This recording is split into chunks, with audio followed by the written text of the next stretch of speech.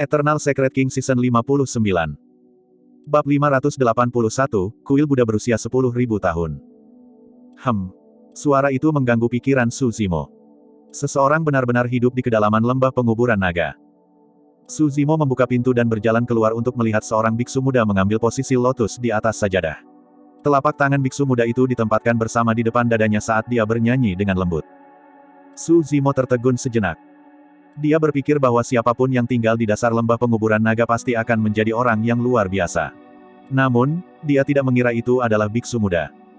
Biksu muda di hadapannya paling banyak hanya berada di ranah inti emas. Meskipun kultivasi Su Zimo telah hilang, matanya masih tajam. Merasakan sesuatu, biksu kecil itu berhenti bernyanyi dan berbalik. Matanya jernih seperti air, seolah mengandung ketulusan murni. Biksu kecil itu tersenyum lembut dan berdiri, menyapa dengan telapak tangan terkatup, "Pelindung, kamu sudah bangun." Petik 2. Su Zimo berjalan maju dan membungkuk. "Saya Su Zimo, terima kasih atas rahmat penyelamat Anda, sesama Taois." Petik 2. "Anda tidak harus melakukan itu, pelindung." Biksu kecil itu tersenyum. "Aku hanya membawamu ke sini karena tuanku merasakanmu." Petik 2. Menguasai. Nada suara Su Zimo dipenuhi dengan keterkejutan. Sepertinya biksu kecil ini bukan satu-satunya di dasar lembah pemakaman naga. Mengangguk, biksu kecil itu melihat ke arah aula raksasa tidak jauh dari sana. "Namun, tuanku saat ini dalam pengasingan dan tidak akan melihat siapapun untuk saat ini." Petik 2. Pintu ditutup di aula megah tidak jauh dari sana. Su Zimo mengangguk dan bertanya, "Berapa lama aku tidak sadar?" "Sebulan atau lebih." Petik 2. Su Zimo mengerutkan bibirnya dalam diam, merasakan sedikit kepahitan di mulutnya. Karena kultivasinya dihancurkan, kemampuan penyembuhan tubuhnya juga menurun drastis, dia belum pulih sepenuhnya bahkan setelah sebulan. Setelah beberapa saat, Su Zimo bertanya lagi, "Bolehkah saya bertanya kapan tuanmu akan keluar dari pengasingannya?" "Saya tidak tahu." Biksu kecil itu menggelengkan kepalanya. "Bisa besok, bisa setahun kemudian, atau bahkan 100 tahun kemudian." Petik 2. 100 tahun. Su Zimo tertawa getir. Merasakan kekecewaan Su Zimo, biksu kecil itu menghiburnya dengan tulus, "Pelindung, tidak perlu terburu-buru. Waktu berlalu dengan cepat dan ratusan tahun akan berlalu dalam sekejap mata, seperti kuda dewa melintasi medan." Petik 2. Biksu kecil itu tampak lebih muda dari 20 tahun. Kata-kata itu benar-benar tidak terdengar seperti yang seharusnya diucapkan olehnya dan tampak aneh. Biksu kecil itu melanjutkan, "Pelindung, jika Anda merasa bosan, Anda dapat dengan santai melihat-lihat sutra di kamar sutra. Sutra Buddha tersebut mengandung banyak pengetahuan dan rahasia alam semesta. Bahkan orang tua yang bijak mungkin tidak dapat memahami kebijaksanaan di dalam sepenuhnya." Petik 2. Sutra-sutra itu mengandung kegembiraan yang tak ada habisnya dan waktu akan berlalu tanpa disadari begitu Anda terbenam di dalamnya. 100 tahun akan berlalu dengan cepat. Petik 2. Mudah bagi biksu kecil untuk mengatakan itu, tetapi Su Zimo benar-benar tidak dapat menarik minatnya. Malu menolak niat baik biksu kecil itu, Su Zimo mengangguk sambil tersenyum dan mulai mengamati sekelilingnya. Halaman tidak memiliki banyak bangunan, hanya 2. Salah satunya adalah kamar sutra dan yang lainnya adalah aula megah, bahkan tidak ada ruang meditasi. Ini adalah kuil yang sangat sederhana dan tua. Kuno dan tua. Hanya 2 bangunan yang terlihat seperti dari zaman dulu dan telah bertahan melalui perubahan musim dan pasir waktu. 2 kebun sayur ditanam di depan aula besar, memberi mereka makanan hijau. Pintu masuk utama kuil tua itu sangat rusak dan berderit karena embusan angin, seolah bisa jatuh kapan saja. Mengapa ada kuil tua yang aneh di dasar lembah pemakaman naga? Su Zimo kehilangan ekspresi. Untuk sesaat, sebuah pikiran sepertinya melintas di benaknya. Namun, pikiran Su Zimo terlalu kacau pada saat itu dan sebagian besar perhatiannya dihabiskan untuk memikirkan bagaimana memulihkan kultivasinya. Karena itu, dia tidak terlalu memikirkan pemikiran itu. Setelah beberapa saat berdiri diam, Su Zimo berbalik menuju pintu masuk kuil tua. Benar-benar tidak ada yang bisa dilihat di sekitar kuil tua. Su Zimo ingin pergi keluar dan memeriksa apa yang ada di dasar lembah pemakaman naga. Biksu kecil itu memiliki ekspresi khawatir dan tidak bisa menahan untuk tidak berkata, "Pelindung, kamu belum pulih dari luka seriusmu. Jangan pergi terlalu jauh, berbahaya di luar sana." Petik 2. Terima kasih atas peringatan baik Anda, sesama Taois. Aku akan berhati-hati. Petik 2. Su Zimo mengucapkan terima kasih dengan menangkupkan tinju sebelum berbalik keluar. Saat dia melangkah keluar dari kuil tua, dia merasakan hembusan angin yang dingin dan tidak bisa membantu tetapi bergidik. Di hadapannya ada lembah yang berkelok-kelok dengan bebatuan yang tak terhitung jumlahnya di tanah. Tebing di kedua sisinya dipenuhi bebatuan aneh. Itu sangat sunyi di seluruh lembah. Su Zimo sedikit mengernyit dan ragu-ragu sejenak sebelum melanjutkan ke depan. Meskipun rubah kecil memiliki ekspresi ketakutan, dia tetap memilih untuk mengikuti di belakang Su Zimo. Su Zimo mengangkat kepalanya dan mendongak. Kabut melonjak di atas lembah. 10.000 tahun yang lalu, ketika para ahli yang tak terhitung jumlahnya bertempur satu sama lain, sisa energi mereka membentuk wilayah kekacauan dan terjalin di atasnya. Makhluk hidup yang ditarik ke dalamnya akan tercabik-cabik menjadi kabut darah. Sekarang kultivasi Su Zimo lumpuh dan dia telah kehilangan setiap metode untuk naik ke langit, mudah baginya untuk melompat turun dari atas, tetapi tidak mungkin baginya untuk kembali. Su Zimo menyadari bahwa jika dia tidak dapat memulihkan kultivasinya, dia kemungkinan besar akan menjadi tua dan menghabiskan sisa umurnya di dasar lembah ini. Namun, bagaimana dia bisa memulihkan kultivasinya? Inti emasnya sudah hancur berkeping-keping dan telah tersebar seluruhnya. Dantiannya sekarang adalah keberadaan yang bocor yang tidak dapat digunakan untuk mengumpulkan roh Qi. Tidak ada cara baginya untuk memulihkan inti emasnya. Satu-satunya hal yang bisa dia pulihkan adalah inti batinnya. Meskipun inner core-nya dipenuhi air mata, setidaknya itu masih utuh. Namun, bagaimana dia bisa memulihkannya? Su Zimo tidak mengembangkan alam untuk dapat menyerap esensi dunia. Jika dia ingin melanjutkan kultivasi iblisnya, dia harus menggunakan sejumlah besar kekuatan hidup. Itu bisa berasal dari daging segar, atau harta karun langka, atau ramuan. Namun, selain dia, rubah kecil, biksu kecil dan gurunya serta dua petak sayuran biasa, tidak ada yang lain di dasar lembah pemakaman naga. Tanpa pengisian ulang, akan sulit untuk mengedarkan mistik klasik dari 12 Raja Iblis dari Great Wilderness, apalagi memulihkan inner core-nya. Meskipun Su Zimo tenggelam dalam pikirannya, langkah kakinya tidak berhenti saat dia terus berjalan maju secara naluriah. Setelah mereka melewati tikungan, rubah kecil itu tiba-tiba berhenti di jalurnya dan menggigit belalai Su Zimo, menahannya dengan kuat. Khawatir, Su Zimo tersadar dari pikirannya. Mayat tergeletak di tanah satu demi satu di hadapannya. Beberapa dari mereka diletakkan secara horizontal, beberapa dari mereka duduk di tanah sementara yang lain robek dan terdistorsi, mereka datang dalam berbagai bentuk dan posisi. Mayat yang berserakan di tanah memanjang hingga ke tepi lembah tanpa terlihat ujungnya. Su Zimo menyadari bahwa mayat-mayat ini seharusnya dikubur di sini di lembah selama bencana 10.000 tahun yang lalu. Meskipun 10.000 tahun telah berlalu, mayat-mayat itu masih asli dan tidak menunjukkan tanda-tanda pembusukan. Faktanya, Su Zimo melihat tubuh yang sempurna di antara mayat-mayat itu. Seberapa menakutkan ahli itu ketika dia masih hidup. Ini adalah orang-orang yang tubuhnya tidak membusuk setelah 10.000 tahun. Tiba-tiba, Su Zimo merasakan kilatan cahaya merah dari sudut matanya dan berbalik untuk melihat secara naluriah. Pupil matanya mengerut dengan cepat dan rambutnya berdiri tegak. Beberapa tetes darah segar berceceran di dinding di sekelilingnya. Su Zimo hanya melirik sekilas dan merasakan rasa sakit yang menusuk menembus matanya, bola matanya terasa seperti akan meledak. Pakar mana yang memiliki darah itu sehingga menjadi menakutkan ini? Bahkan setelah 10.000 tahun, darah yang terciprat hampir membunuh Su Zimo. Saat itu, dia merasakan perasaan bahaya yang sangat besar tersentak ke dalam pikirannya. Bab 582, menghantui. Angin kencang bertiup tanpa peringatan. 10 kaki jauhnya, hantu muncul satu demi satu, menghasilkan wajah mengancam yang menghilang secepat kemunculannya. Su Zimo merasakan jantungnya berdetak kencang saat dia tiba-tiba teringat sesuatu. Prajurit dunia lain yang terbentuk di reruntuhan kian besar hanyalah pasukan tentara kekaisaran yang terkubur di masa lalu. Namun, orang macam apa yang dimakamkan di lembah pemakaman naga? Ini adalah orang-orang yang tubuhnya tidak membusuk setelah 10.000 tahun.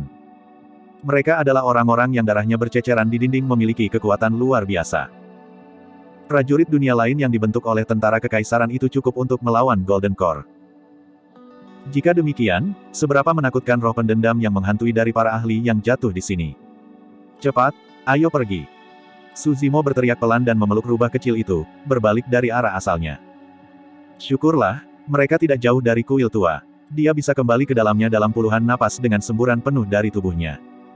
Ada tikungan di depan.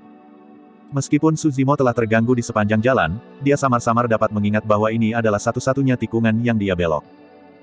Dengan kata lain, dia akan bisa melihat kuil tua begitu dia berbalik arah.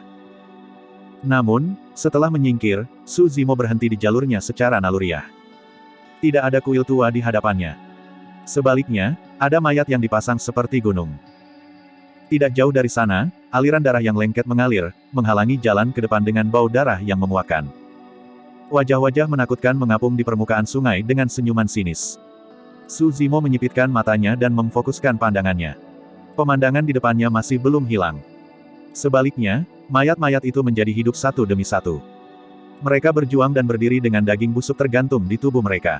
Perlahan, bergoyang, mereka terhuyung-huyung menuju Su Zimo dengan bau yang menjijikkan. Sepasang senjata menonjol satu demi satu dari sungai darah di depan juga. Banyak orang bersimbah darah merangkak ke pantai dan menyeringai cerah dengan mata merah. Su Zimo merasa menggigil di punggungnya dan keringat dingin membasahi dahinya. Rubah kecil itu bahkan lebih terguncang dan membenamkan dirinya ke pelukan Su Zimo, mengobrol. Dia menutupi matanya dengan cakar kecilnya dan tidak berani menjulurkan kepalanya. Hanya ada dua kemungkinan dari apa yang ada di hadapan mereka. Pertama, itu berarti kamar sutra dan biksu kecil yang dia lihat sebelumnya adalah ilusi dan tidak ada kuil tua di dasar lembah pemakaman naga sama sekali. Kedua, dia tidak meninggalkan tempatnya semula. Dengan benar, dia akan melihat kuil tua yang tidak diketahui begitu dia berbalik arah. Tapi sekarang, Su Zimo telah berlari sepanjang jalan dan tidak beristirahat sama sekali. Dia jelas merasa bahwa dia telah berbelok, namun, alih-alih jejak kuil tua, dia bertemu dengan gunung mayat dan sungai darah yang memiliki aura jahat yang sangat deras. Kedua kemungkinan itu tampak tidak optimis baginya. Kemungkinan pertama berarti ada keberadaan yang sangat menakutkan di sini yang bisa menyihir kelima inderanya dan menyulap ilusi di hadapannya. Kamar sutra, kuil tua, dan biksu kecil semuanya palsu. Lembah pemakaman naga terbentuk 10.000 tahun yang lalu, bagaimana mungkin ada kuil tua di dasarnya? Satu-satunya hal yang diyakini Su Zimo adalah mata biksu kecil itu yang jernih seperti air. Mata itu sama sekali tidak mungkin palsu. Kemungkinan kedua adalah Su Zimo menemukan apa yang dikenal di alam fana sebagai dinding hantu. Dia merasa bahwa dia telah berlari ke depan tanpa henti tanpa istirahat sama sekali. Pada kenyataannya, dia sama sekali tidak meninggalkan tempat itu. Ada hantu jahat yang membutakan kelima inderanya dengan menggunakan kekuatan Dharma tertinggi, menyebabkan dia berlari berputar-putar setelah kehilangan arahnya. Tiba-tiba, Su Zimo merasa ada sesuatu yang menghembuskan nafas ke belakang lehernya. Set! Seketika, rambutnya berdiri. Tanpa berpikir, matanya bersinar terang saat dia menamparkan secara terbalik. Piak! Tinjunya terbang di udara dengan suara yang tajam. Tidak ada orang di belakangnya. Su Zimo menarik napas dalam-dalam. Saat dia hendak berbalik, dia menemukan bahwa ada seorang wanita dengan rambut acak-acakan berdiri tidak jauh dari sana, mengenakan blus putih dengan noda darah di atasnya. Punggung wanita itu menghadapnya dan wajahnya tidak bisa dilihat saat dia berdiri di sana tanpa bergerak. Keberadaan apapun di dasar lembah pemakaman naga pasti jauh lebih menakutkan daripada yang ada di reruntuhan kian besar. Prajurit dunia lain di reruntuhan itu tidak berwujud. Su Zimo tidak tahu betapa menakutkannya wanita ini di kehidupan sebelumnya atau seberapa besar balas dendam yang dia pegang, tetapi ki jahatnya telah terwujud menjadi daging yang sebenarnya. Bahkan jika Su Zimo berada pada kondisi puncaknya, akan sulit baginya untuk melarikan diri dari kematian jika dia menemukan keberadaan ini, apalagi fakta bahwa budidayanya sudah lumpuh sekarang. Ia tak berani bertindak sembarangan dan memelototi wanita berbaju putih itu dengan ekspresi tegang. Tiba-tiba, wanita berbaju putih itu bergerak. Segala sesuatu di bawah kepalanya tidak bergerak sama sekali. Namun, kepalanya memutar ke belakang dengan sinis dan menghadap Su Zimo secara langsung. Mulut, hidung dan telinganya penuh dengan darah dan dia tidak memiliki bola mata, hanya sepasang rongga mata yang berdarah. Wanita itu tersenyum menyeramkan dan lidah merah panjangnya yang mengerikan menjulur seperti ular. Rubah kecil baru saja menjulurkan kepalanya untuk melihat melalui celah di cakarnya ketika dia melihatnya. Ah! Dia berseru dan pingsan karena shock. Itu tidak mengherankan, bahkan Su Zimo yang memiliki banyak pengalaman di dunia merasa menggigil di tulang punggungnya dan anggota tubuhnya menjadi goyah. Wanita berbaju putih itu bergerak dan dengan hembusan angin yang menakutkan, menerjang ke depan. Su Zimo buru-buru mengulurkan tangan kanannya untuk bertahan. Tidak mungkin dia bisa mengancam wanita berkulit putih dengan kekuatannya. Tulang Phoenix surgawi mungkin satu-satunya hal yang bisa bekerja. Swoosh! Tiba-tiba, wanita berbaju putih itu berhenti di jalurnya dan menatap tangan kanan Su Zimo dengan agak waspada dengan rongganya yang kosong dan berdarah. Cek, cek, cek. Dia mencibir dengan sinis dan dalam sekejap, menghilang tepat di depan mata Su Zimo. Su Zimo terkejut dan segera memeriksa sekelilingnya. Tidak ada jejak sama sekali dari wanita berbaju putih di sekitarnya, seolah semua yang terjadi sebelumnya adalah halusinasinya. Su Zimo tahu bahwa perbedaan di antara mereka terlalu besar. Meskipun wanita berkulit putih itu diciptakan dari ki jahat, kekuatannya kemungkinan besar tidak lebih lemah dari Void Reversions dengan kekuatan Dharma yang tak terbatas. Nyatanya, dia bahkan mungkin sebanding dengan karakteristik Dharma. Di depan, mayat berdarah dengan daging busuk merangkak keluar dari sungai darah satu demi satu dan mendekat dengan cepat. Sosok berlumuran darah tiba-tiba menerjang dengan wajah mengancam, membuka mulutnya untuk mencoba dan menggigit leher Su Zimo. Su Zimo memutar tangan kanannya dan menggunakannya seperti belati, menusukkannya ke sosok berlumuran darah. Sing! Api melonjak. Tanpa membuat satu suara pun, sosok berlumuran darah itu dilalap api terang. Mayat lain dan sosok berlumuran darah buru-buru berhenti di jalur mereka. Mereka adalah entitas yang jahat dan hal yang paling mereka takuti adalah petir dan api.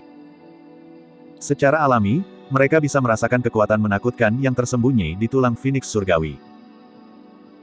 Meski begitu, mayat dan sosok berlumuran darah menolak untuk pergi, hanya berdiri tidak jauh untuk menonton Su Zimo dengan tatapan batu dan ludah yang menetes perlahan dari mulut mereka.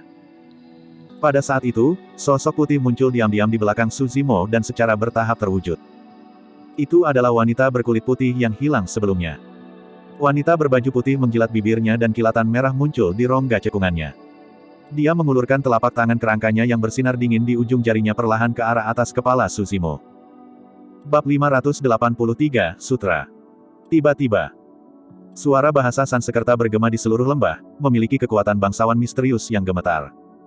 Om, Ma, Ni, Pa, Mi, Hom. Setiap kata Sanskerta yang diucapkan menyebabkan getaran yang luar biasa bergema melalui ruang hampa. Mayat dan sosok berlumuran darah yang awalnya di depan Su Zimo lenyap seluruhnya. Tidak ada gunung atau mayat, juga tidak ada sungai darah. Semuanya hanyalah ilusi. Satu-satunya hal yang nyata adalah telapak tangan kerangka putih menyeramkan yang melayang di atas kepala Su Zimo. Tidak jauh dari situ, seorang biksu kecil melangkah perlahan. Meskipun dia di usia muda, dia bermartabat dalam cara Dharma saat dia menatap ke belakang Su Zimo dengan dua cahaya surgawi bersinar dari matanya. Dia memegang seuntai manik-manik Buddha di tangan kanannya dan melafalkan bahasa Sanskerta tanpa henti. Ada tempat duduk lotus di telapak tangan kirinya yang memancarkan cahaya misterius. Saat biksu kecil itu berjalan, ilusi yang awalnya ada di garis Su Zimo menghilang dan jurang yang berkelok-kelok muncul kembali. Dia berdiri di tikungan di lembah dan kuil tua yang sudah rusak itu tidak jauh dari situ. Ketika wanita berbaju putih melihat biksu kecil itu, ekspresinya tiba-tiba berubah menjadi tidak tenang. Rongga berdarah di wajahnya menatap ke tempat duduk lotus di tangan biksu kecil itu dengan ragu-ragu, tampak berhati-hati. Makhluk jahat, tunggu apa lagi? Meninggalkan. Biksu kecil itu berteriak ringan dengan ekspresi tegas. Dia mengangkat tangan kirinya dan mendorong tempat duduk lotus dengan lembut ke arah wanita berbaju putih itu. Kursi teratai melayang di udara. Satu demi satu, kelopak bunga teratai putih bersih terbuka dari dalam keluar, lapis demi lapis. Saat teratai mekar, tempat duduk teratai mengeluarkan aura yang sangat menakutkan. Ah! Wanita berbaju putih itu menjerit dan berubah menjadi asap, melarikan diri jauh dan menghilang dalam sekejap mata. Biksu kecil itu bergegas maju dan menyingkirkan tempat duduk lotus sebelum menarik lengan baju Su Zimo, berbisik, "Pelindung, cepat, ayo pergi." Saat dia mengatakan itu, biksu kecil itu berbalik dan berlari kembali menuju kuil tua. Jantung Su Zimo berdegup kencang dan mengikutinya. Untungnya, mereka tidak terlalu jauh dari kuil tua dan mereka berdua kembali ke sana dalam waktu puluhan tarikan napas. Biksu kecil itu hanya menghela nafas lega setelah berbalik untuk menutup pintu utama. Terima kasih atas anugerah penyelamat Anda, sesama Taois, Su Zimo membungkuk dan mengungkapkan terima kasihnya. Biksu kecil itu melepaskannya sambil tersenyum. Tidak masalah, pelindung. Itu hanya hak saya. Petik 2. Siapa nama Anda, sesama Taois? Su Zimo bertanya. Biksu kecil itu menjawab, saya Ming Zhen. Petik 2. Ming Zhen, Ming Zhen. Su Zimo bergumam lembut 2 kali. Kemurnian, kejujuran dan ketulusan. Itulah kesan yang diberikan biksu kecil itu kepada Su Zimo. Semuanya benar-benar diwujudkan oleh karakter Zen 1 dalam namanya. Entitas jahat di luar sangat ganas dan memiliki kekuatan Dharma tertinggi. Aku juga bukan tandingan mereka. Ming Zhen menjelaskan, hantu jahat sebelumnya hanya berbalik untuk melarikan diri karena dia waspada dengan tempat duduk lotus ini, mengira bahwa tuanku telah muncul. Jika kami telah menunggunya untuk menyadari apa yang terjadi, kami akan dikutuk. Petik 2. Merasa agak bersalah, Su Zimo berkata, aku baru saja ceroboh dan hampir melibatkanmu. Petik 2. Budidaya selama 8 tahun dihancurkan dalam semalam dan dia telah berubah menjadi makhluk fana dari monster nomor 1 yang menjelma dalam sejarah. Orang lain juga akan kesulitan menerima kekalahan dan kejatuhan seperti itu. Sebelumnya, ketika dia meninggalkan kuil tua, sebagian karena penasaran untuk melihat apa yang ada di luar. Bagian lain dari itu benar-benar karena dia merenung secara internal. Dia benar-benar sangat menderita secara mental. Ming Zhen sepertinya bisa merasakan masalah yang dihadapi Su Zimo. Sebenarnya, tidak akan ada bahaya selama kamu tidak keluar dari tempat ini. Meskipun halaman ini tidak besar, Anda dapat bergerak bebas di dalamnya, pelindung. Sutra di kamar sutra juga gratis untuk Anda baca. Petik 2. Pada saat itu, kami mungkin dapat berbagi pemahaman kami dan mengeksplorasi kedalaman Buddhisme bersama-sama. Petik 2. Berhenti sejenak, seolah-olah teringat sesuatu, Ming Zhen buru-buru mengingatkan, benar, juga, jangan pernah pergi ke halaman belakang aula besar. Setelah mengatakan itu, Ming Zhen mencibir lehernya dengan ekspresi ketakutan, seolah-olah dia baru saja memikirkan sesuatu yang menakutkan. Su Zimo sangat penasaran. Terhadap hantu jahat yang mengancam dengan kekuatan Dharma yang deras sebelumnya, Ming Zhen tegas tanpa rasa takut. Namun, mengapa dia mengungkapkan ekspresi seperti itu saat menyebutkan halaman belakang? Apa yang ada di halaman belakang yang menyebabkan Ming Zhen sangat berhati-hati? Selanjutnya, Su Zimo memperhatikan sesuatu. Sebelumnya ketika dia ingin keluar, Ming Zhen hanya mengingatkannya bahwa di luar berbahaya dan dia tidak boleh pergi jauh.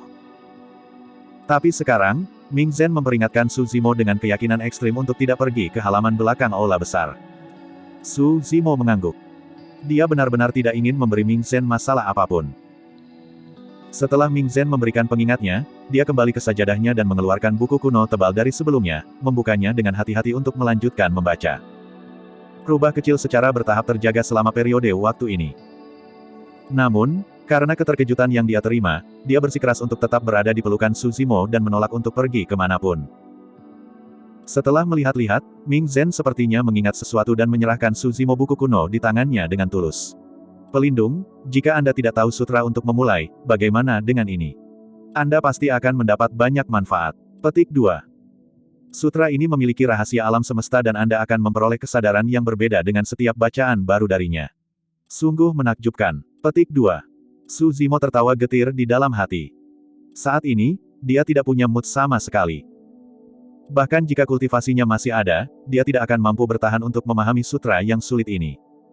Su Zimo menolak. Cedera saya belum sembuh jadi saya tidak bisa kelelahan mental. Anda bisa membacanya dulu. Petik 2. Ming Zhen tidak percaya sepenuhnya dan bertanya dengan agak bingung, membaca sutra, bersujud kepada Buddha dan memahami Dao adalah hal yang paling menyenangkan di dunia.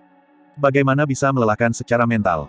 Petik 2. Menggelengkan kepalanya, Ming Zhen sepertinya tidak mengerti kata-kata Su Zimo. Ketika dia melihat semangat Ming Zhen, Su Zimo merasa malu dan bertanya, apa nama buku kuno itu? Saya akan memeriksanya setelah Anda selesai membacanya. Petik 2. Tentu saja, dia hanya menyebutkannya dengan santai dan tidak benar-benar ingin tahu tentang itu. Sutra Teratai Dharma Mistik. Oh. Su Zimo menjawab dengan bingung. Saat dia berbalik, ekspresinya berubah. Sutra Teratai Dharma Mistik. Dia menatap Ming Zhen dengan tidak percaya dan bertanya lagi. Betul sekali. Petik 2. Ming Zhen mengangguk secara alami. Mulut Su Zimo menganga dan dia membeku sesaat sebelum mengungkapkan senyum pahit. Sutra Teratai Dharma Mistik dikenal sebagai keterampilan rahasia nomor 1 untuk inti emas. Dalam bencana yang mengkhawatirkan 10.000 tahun yang lalu, biara Fahua dihancurkan dan Sutra Teratai Dharma Mistis hilang pada saat itu. Setelah sekian lama, tidak ada yang menemukan jejak Sutra Teratai Dharma Mistik. Oleh karena itu, sebuah pepatah mulai menyebar ke seluruh dunia kultivasi. Semua orang mengklaim bahwa Sutra Teratai Dharma Mistik dikuburkan di dalam reruntuhan kian besar. Perjalanan Su Zimo menuju reruntuhan kian besar kali ini bukan sepenuhnya karena buah vermilion. Sebagian besar alasannya adalah karena dia ingin menemukan Sutra Teratai Dharma Mistis. Sayangnya, takdir suka menggoda. Sekarang dia benar-benar bisa melihat Sutra Teratai Dharma Mistis, dia sudah tidak bisa berkultivasi.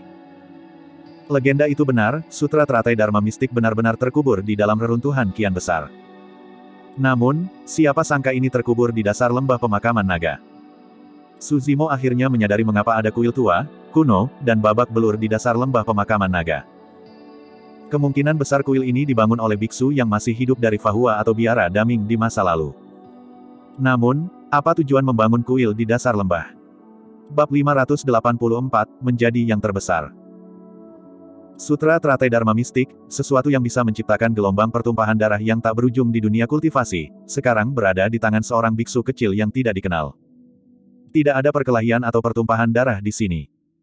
Nyatanya, biksu kecil itu bahkan memilih untuk membagikannya atas kemauannya sendiri. Ini sungguh ironis. Yang lebih ironis adalah bahwa sekarang Suzimo akhirnya melihat Sutra Teratai Dharma Mistik, dia telah kehilangan kemampuannya untuk berkultivasi. Meskipun Sutra Teratai Dharma Mistik adalah rahasia klasik tertinggi dari Sekte Buddha, itu tidak dapat membantu seseorang dengan dantian yang hancur dan kultivasi yang hilang untuk bertumbuh kembali. Dao Being Xuan Yu terlalu kejam. Dia telah memutuskan semua harapan Suzimo dengan satu pukulan dan tendangan.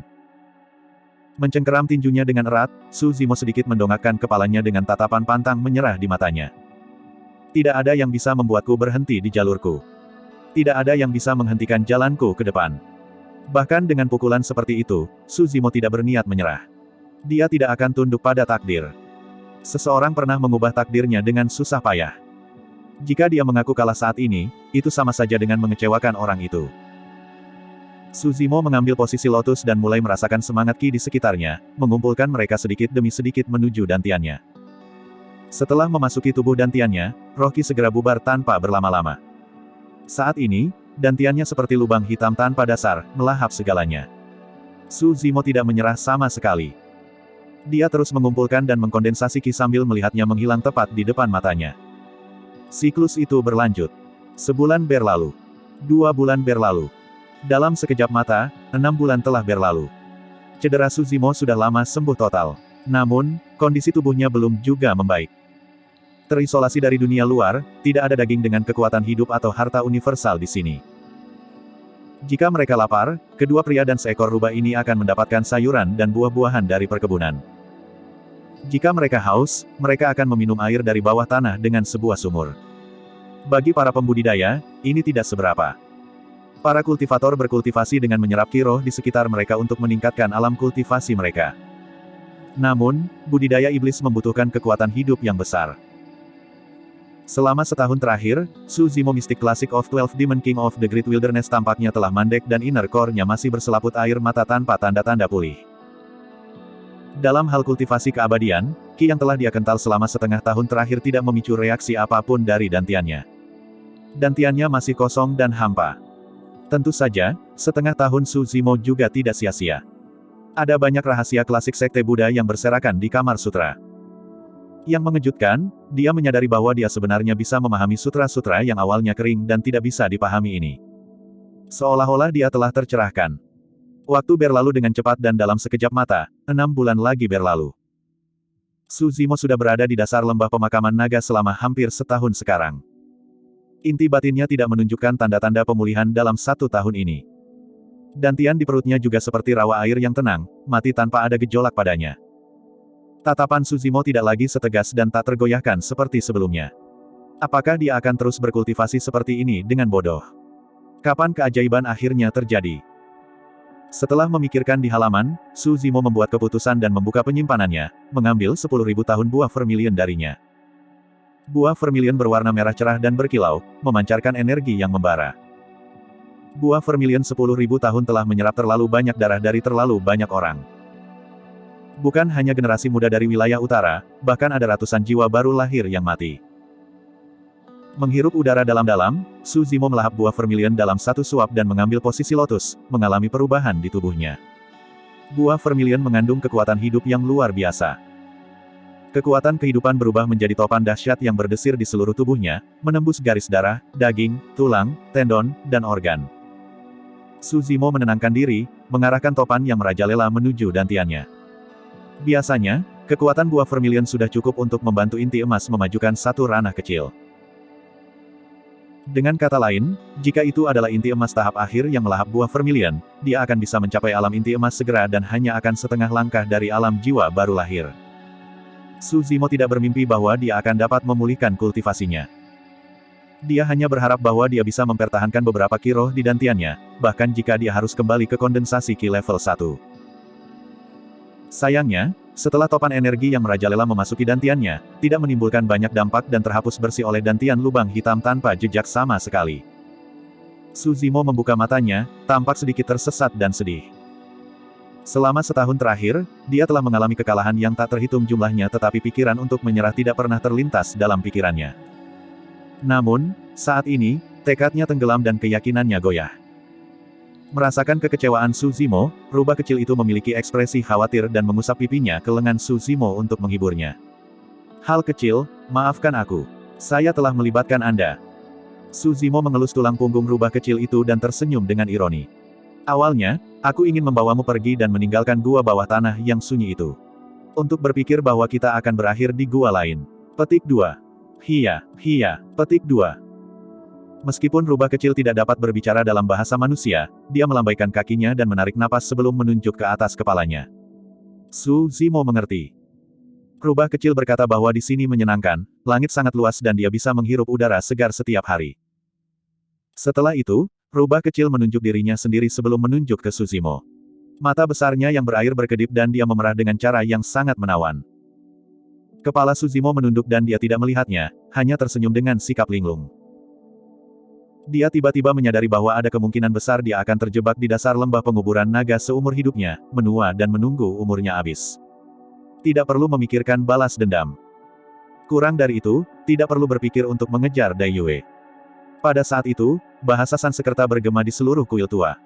Semuanya dharma dan ilusi, seperti kilat, hidup hanya sekejap. Petik 2. Bahasa Sanskerta terdengar seperti seruling surgawi, mencapai kedalaman jiwa seseorang. Dibandingkan dengan biksu kecil dalam bahasa Sanskerta, itu bahkan lebih menyentuh dan memiliki kekuatan dharma ketenangan. Seketika, kekhawatiran Suzimo berkurang drastis. Dia berbalik ke arah suara itu. Di dalam kuil tua, pintu kayu aula besar berderit terbuka. Cahaya di dalamnya redup dan sosok samar seorang beku dapat terlihat dari kabut. Janggutnya putih dan dia sangat kurus, duduk di lantai. Tuan biksu kecil itu akhirnya keluar dari pengasingannya. Menarik napas dalam-dalam, Suzimo membungkuk dalam-dalam dan berkata dengan suara yang dalam, "Salam, pendeta." Petik 2. Pelindung, Anda bermasalah dalam pikiran Anda. Biksu tua itu memiliki suara yang hangat dan penuh kasih. Mengerucutkan bibirnya, Suzimo bertanya, "Pendeta, bolehkah saya bertanya apakah ada harapan untuk pulih dengan dantian saya yang hancur dan inti emas yang hancur?" "Saya tidak tahu." Petik 2. Ada keheningan yang lama di aula besar sebelum ketiga kata itu diucapkan. Suara biksu tua itu melanjutkan, "Sepanjang sejarah, tidak pernah ada orang yang bisa melanjutkan kultivasi dengan dantian yang hancur." Petik 2. Mendengar itu, Suzimo tersenyum pahit. Apakah dia masih akan kalah nasib di penghujung hari? Tiba-tiba, biksu tua itu mengarahkan pembicaraan ke arah lain. Namun, tidak ada yang mutlak. Anda mungkin bisa melewati kesengsaraan ini, pelindung. Petik 2. Ekspresi Suzimo berubah, biksu tua itu sepertinya menyiratkan sesuatu. Biksu tua itu berkata, "Jika Anda memasuki aula besar, Anda mungkin dapat menemukan beberapa jawaban, pelindung." Petik 2. Suzimo mengangkat alisnya. Meskipun dia bingung, dia masih melangkah ke aula besar. Lilin menyala satu demi satu di kedua sisi aula besar. Suzimo mengintip dari biksu tua itu dan pandangannya mendarat di dinding di seberang aula besar. Menggigil, matanya bersinar dengan kilauan yang lebih terang dari bintang. Ada pepatah di dinding. Untuk menjadi salah satu yang terhebat, Anda harus bekerja di atas fondasi dan bersedia menanggung kesulitan serta melayani orang lain. Bab 585, Harta Karun Kedua. Kalimat itu terukir dengan jelas di dinding, melengkung dengan aura yang agung. Seseorang bisa langsung merasakan kedatangan aura yang mengesankan dan superior hanya dengan melirik kata-kata itu, membuat duri mereka menggigil. Suzimo tersenyum. Seketika, sepertinya seorang wanita cantik tak tertandingi dengan ekspresi acuh tak acuh telah muncul di hadapannya. Mengenakan gaun panjang berwarna merah darah, dia berdiri di sana menatapnya dalam diam. Melihat kata-kata itu mirip dengan melihatnya. Hanya ada satu orang yang bisa menulis kata-kata berani itu. Suzimo ingat setiap kata yang Dai Yue katakan kepadanya 8 tahun lalu sebelum dia pergi. Jika Anda ingin melanjutkan budidaya abadi dan iblis, Anda akan mengalami banyak penderitaan yang tak terbayangkan. Tetapi Anda harus ingat bahwa penderitaan ini hanya akan membuat Anda lebih kuat. Petik 2. Ada pepatah dalam Sutra Avatamsaka dari sekolah Huayan yang ingin saya berikan kepada Anda sebagai kata-kata perpisahan, untuk menjadi salah satu yang terhebat, Anda harus bekerja di atas yayasan dan bersedia menanggung kesulitan dan melayani orang lain. Saat ini, pernyataan itu terukir tepat di depan mata Suzimo. Saat dia melihat kata-kata itu, dia merasakan perasaan nostalgia yang tak tertahankan melonjak dalam dirinya. Tanpa disadari, 8 tahun telah berlalu.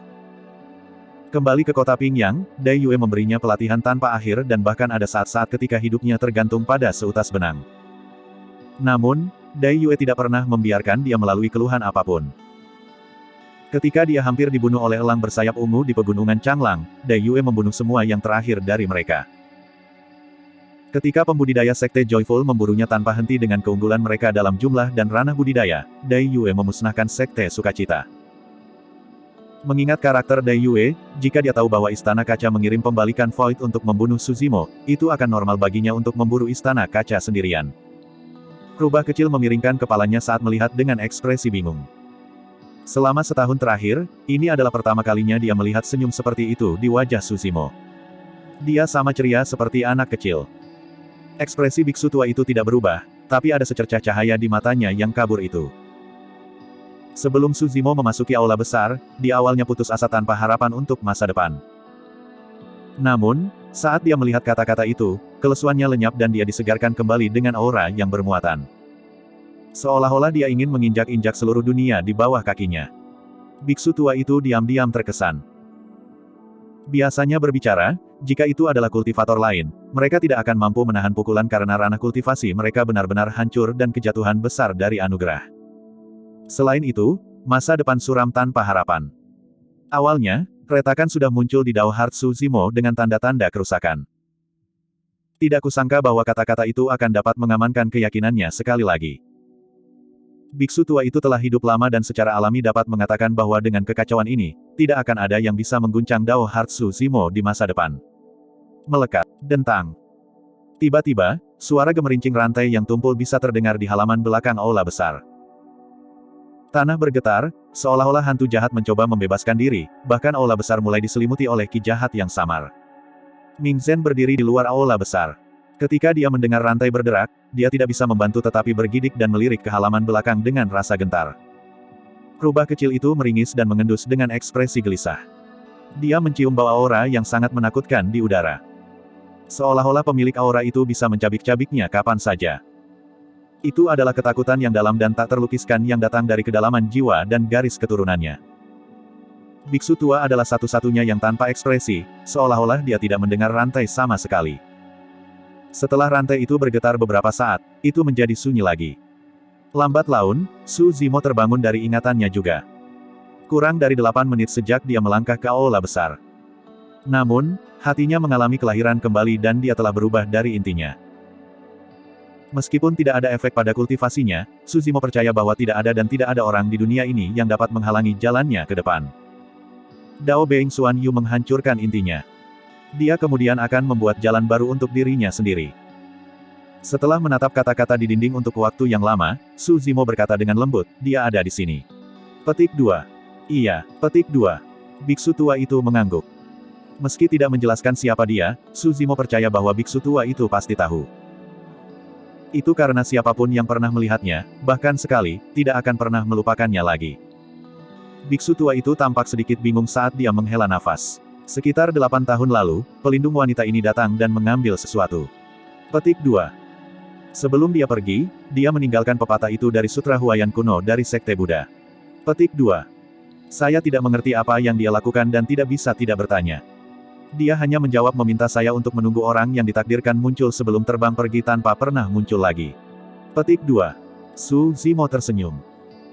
Dia sudah bisa membayangkan ekspresi Dai Yue yang dingin dan menyendiri hanya dengan deskripsi sederhana dari biksu tua itu. Itu memang Dai Yue. Dia sama sekali tidak peduli dengan penjelasan lebih lanjut. Biksu tua itu melanjutkan, selama 8 tahun terakhir, saya tidak tahu siapa orang yang ditakdirkan itu. Sampai saat aku melihatmu aku mengerti. Petik 2. Saya. Suzimo tertegun sejenak. Secara alami, dia tahu bahwa hukuman itu ditinggalkan untuknya oleh Dai Yue. Namun, bagaimana biksu tua itu mengatakan bahwa dia terkait dengan Dai Yue sebelum ini? Seolah-olah dia bisa merasakan keraguan Suzimo, biksu tua itu tersenyum lembut dan menjelaskan, itu karena, Anda memegang di dalam tubuh Anda apa yang diambil oleh pelindung wanita dari tempat ini. Petik 2. Oleh karena itu, Anda adalah orang yang ditakdirkan, pelindung. Petik 2. Baru pada saat itulah Suzimo menyadari bahwa dia telah mengabaikan sesuatu. Biksu tua itu berkata bahwa Dai Yue telah mengambil sesuatu dari tempat ini. Apa yang bisa membuat Dai Yue melakukan perjalanan jauh ke lembah pemakaman naga secara pribadi hanya untuk memasukkannya ke dalam tubuhnya? Sebuah pikiran melintas di benak Suzimo. Kembali ke medan perang kuno, ketika lelaki tua misterius di Istana Kaisar Manusia menyebutkan tentang akar roh, dia menyebutkan bahwa hanya ada sedikit harta karun di daratan Tianhuang dan Suzimo memiliki 2 di antaranya di tubuhnya. Salah satunya dipastikan menjadi tulang Phoenix surgawi. Mungkinkah harta karun lainnya yang diambil Dai Yue dari tempat ini? Jika memang begitu, ucapan biksu tua itu mungkin saja eufemisme. Daripada mengambil harta karun itu, Dai Yue pasti merampasnya dengan paksa. Metode pelindung wanita itu adalah secara surgawi. Saya memang mengakui bahwa saya tidak bisa dibandingkan dengannya. Petik 2. Pernyataan biksu tua itu menegaskan kembali dugaan Suzimo. Dia hampir bisa membayangkan cara Dai Yue tiba di lembah pemakaman naga 8 tahun lalu untuk mengambil harta karun tanpa sepatah kata pun setelah membuat biksu tua itu kewalahan. Setelah itu, dia bahkan meninggalkan pernyataan itu di dinding sebelum berbalik untuk pergi. Itu memang gaya Dai Yue. Luar biasa dan mendominasi tanpa perlu menjelaskan apapun.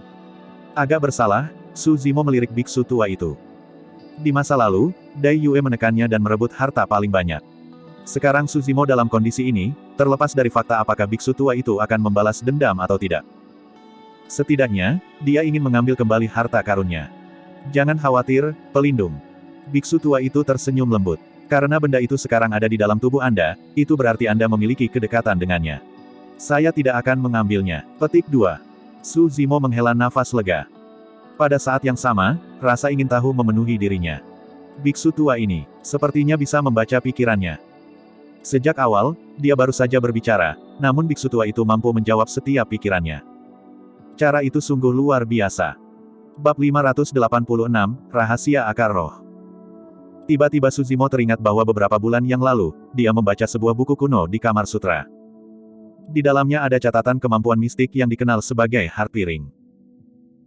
Dikatakan bahwa siapapun yang berhasil mengolah heart piring akan dapat merasakan pikiran orang di sekitar tanpa perlu komunikasi atau interaksi. Itu sangat misterius. Pada puncaknya, satu pikiran akan cukup untuk membaca pikiran semua makhluk di alam semesta dan itu sangat menakutkan. Kultivasi biksu tua itu tak terduga dan Suzimo menduga bahwa dia setidaknya adalah Dao Lord karakteristik Dharma. Mungkin, dia bahkan lebih menakutkan dari itu. Setelah merenung sejenak, Suzimo bertanya, "Pendeta, apakah harta paling berharga?" Sebelumnya, Anda mengatakan bahwa itu ada di tubuh saya. Namun, mengapa saya tidak bisa merasakannya? Petik 2. Pandangan biksu tua itu bijaksana saat dia berkata perlahan, dalam agama Buddha, ada 3 pohon suci yang agung, pohon Bodhi, Asoka dan Sal. Ketiga pohon suci ini tidak ditemukan di dunia saat ini. Sebaliknya, mereka tumbuh di tanah suci. Petik 2. Tanah murni.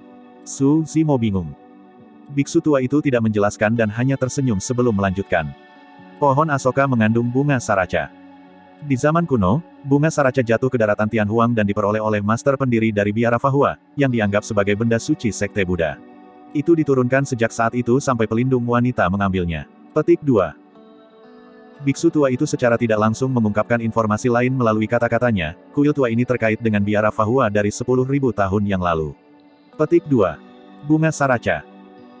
Suzimo mengingat dalam-dalam tetapi tidak dapat menemukan hubungan apapun dengan objek terkait bunga yang diberikan kepadanya oleh Dai Yue.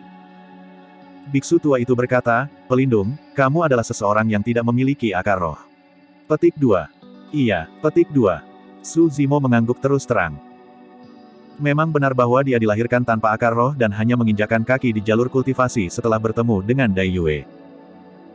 Sebelum dia pergi, ketika dia tidak sadar, dia bahkan membantunya menanam akar roh yang tidak lebih lemah dari akar roh surga.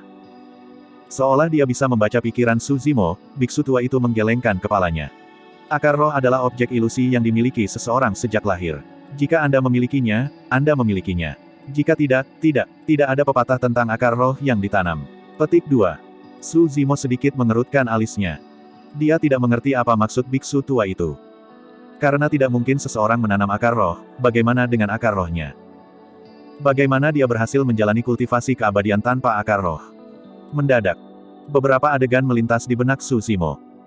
Memang benar, akar rohnya tidak seperti yang ada di sekitarnya. Itu paling jelas dari kecepatan kultivasinya. Kecepatan kondensasi Ki-nya bahkan telah melampaui pembudidaya dengan akar roh surga. Selanjutnya, kualitas Ki rohnya sangat murni dan bahkan lebih kuat dari pembudidaya tingkat yang sama dengan akar roh surga. Ada hal lain yang mempesona. Kembali ketika dia bergabung dengan Ethereal Peak dan melewati gerbang pengujian roh, dia jelas merasakan perlawanan yang kuat dari gerbang. Gerbang pengujian roh hanya akan memblokir pembudidaya tanpa akar roh atau dengan akar roh semu atau biasa. Saat itu, Su Zimo sangat marah dan mendorong melalui penghalang gerbang batu dengan kekerasan. Setelah itu, gerbang pengujian roh dihancurkan. Mungkinkah? Pikiran menakutkan melintas di benak Su Zimo. Biksu tua itu mengangguk. Pelindung, sebenarnya, sejak awal, kamu tidak pernah memiliki akar roh. Su Zimo kaget. Biksu tua melanjutkan, pelindung wanita mengambil bunga saraca dan menyegel harta karun tertinggi dari Sekte Buddha di dantian Anda, menggantikan fungsi akar roh. Petik 2. Mulut Su Zimo terbuka sedikit. Rasanya seolah tiba-tiba ada penjelasan untuk beberapa keraguan yang dia miliki sebelumnya. Tidak heran mengapa Dai Yue memiliki ekspresi yang sedikit aneh ketika dia mengatakan bahwa dia telah menanam akar roh untuknya. Lebih jauh, berdasarkan apa yang dia katakan pada saat itu, sepertinya dia sedang menyiratkan sesuatu. Dai Yue mengatakan bahwa dia menanamkan akar roh yang tidak akan kalah dengan akar roh surga untuknya daripada mengatakan secara langsung bahwa dia menanamkan akar roh surga untuknya. Biksu tua itu berkomentar, alasan mengapa Anda dapat merasakan roh Ki dan mengumpulkan mereka untuk berkultivasi bukanlah karena Anda memiliki akar roh. Itu karena ada harta karun tertinggi dari Sekte Buddha yang berasal dari tanah suci di dantian Anda. Petik 2. Informasi tersebut benar-benar berdampak besar pada Su Zimo. Dia sedikit bingung dan bertanya dengan cemberut, mengapa roh Ki yang saya kumpulkan membawa atribut api? Itu karena kembang saraca disebut juga kembang api. Saat mekar, itu menyerupai nyala api dan sangat sensitif terhadap atribut roh Ki api di sekitarnya. Petik 2. Segala sesuatu yang tidak masuk akal menjadi masuk akal saat ini. Dengan dua harta karun tertinggi dari tulang Phoenix surgawi dan bunga saraca, ditambah dengan kepekaannya terhadap api, masuk akal jika Su Zimo memiliki kecepatan kultivasi yang menakutkan. Spirit Ki juga akan menjadi lebih murni secara alami setelah pemurnian dua harta karun tertinggi. Meskipun gerbang pengujian roh telah ada selama beberapa ribu tahun, tidak mungkin itu bisa menahan kekuatan dari dua harta karun. Biksu tua itu tersenyum. Pelindung, bukankah kamu telah menemukan bahwa dalam 1 tahun terakhir, kamu sudah mampu memahami beberapa sutra kuno dari Sekte Buddhis serta memahaminya? Su Zimo mengangguk. Dia telah mencoba sutra Buddha sebelumnya saat dia belajar di kota Pingyang. Pada saat itu, sutra Buddhis seperti kitab suci dari surga yang tidak dapat dia pahami. Faktanya, dia bahkan tidak dapat menerima satu kata pun dan hanya merasakan kepalanya berputar. Dalam waktu kurang dari 1 jam, dia telah menyingkirkan semua sutra. Hal yang membingungkan adalah bahwa bertahun-tahun kemudian, ketika Su Zimo mengambil sutra Buddha sekali lagi di kamar sutra di dasar lembah pemakaman naga, dia sekarang dapat memahami sebagian besar dari sutra tersebut. Suara biksu tua terdengar sekali lagi, tanpa akar kebijaksanaan, seseorang tidak akan pernah bisa memahami rahasia sutra Buddhis, apalagi mengembangkan dan memahami Dao. Nyatanya, mereka bahkan tidak bisa melanjutkan membaca. Namun, itu berbeda untukmu. Petik 2. Secara bertahap, kesadaran memasuki pikiran Su Zimo. Bunga saraca adalah barang suci dari Sekte Buddha. Itu ada di dalam dantian Su Zimo dan tidak hanya menggantikan tujuan dari akar roh, tetapi juga memberinya kebijaksanaan yang sebanding dengan akar kebijaksanaan. Itu adalah hadiah yang ditinggalkan untuknya oleh Dai Yue. Itu jauh dari akar roh yang sederhana. Akhirnya, Su Zimo memahami niat tulus dari Dai Yue. Baik itu bunga saraca atau tulang Phoenix surgawi, mereka berdua adalah harta paling berharga dari daratan Tianhuang. Sebelum dia pergi, Dai Yue mengatakan bahwa dia meninggalkan 3 hadiah untuknya. Saat ini, Su Zimo sudah mengenal mereka berdua tetapi dia tidak tahu apa yang terakhir. Su Zimo bertanya, di mana bunga itu sekarang? Itu masih di dalam dantian Anda. Akan tetapi, Anda belum berkultivasi ke alam introspeksi dan karena itu, Anda belum dapat melihatnya, biksu tua itu menjawab. Setelah berhenti sejenak, dia melanjutkan, sebelumnya, saya berkata bahwa tidak pernah ada orang dalam sejarah yang bisa berkultivasi setelah kultivasi mereka lumpuh. Itu memang benar. Saya tidak tahu bagaimana saya harus menyelesaikan penderitaan Anda juga. Petik 2. Namun, pelindung wanita itu telah melalui upaya yang telaten untuk menyegel bunga saraca di dantian Anda sambil meninggalkan pernyataan itu di sini. Saya menduga, pasti ada makna yang lebih dalam dari itu. Petik 2. Su Zimo mengangguk.